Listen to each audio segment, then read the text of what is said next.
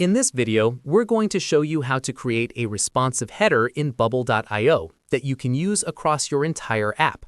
A well-designed header improves navigation and gives your app a professional look. And with Bubble, you can make it both sticky and reusable. Start by creating a floating group in the Design tab. Drag it to the top of your page and set the container layout to row.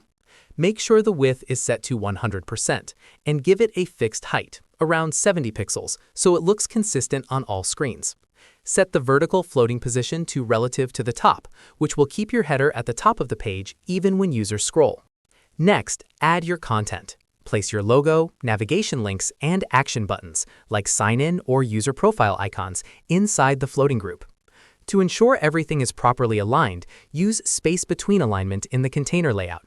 This spaces your elements evenly across the header. Add padding on the sides, about 20 pixels, so your elements don't touch the edges and everything looks clean. To make your header reusable across multiple pages, right-click the floating group and select Convert to a Reusable Element. This allows you to maintain one version of the header and update it universally whenever you make changes. Don't forget functionality. Add workflows to your buttons for navigation, like linking to different pages or triggering user sign-in workflows. For mobile responsiveness, you can include a hamburger menu icon. Use conditional visibility so that menu items are hidden on smaller screens and the mobile menu appears instead. This ensures your header adapts to any device.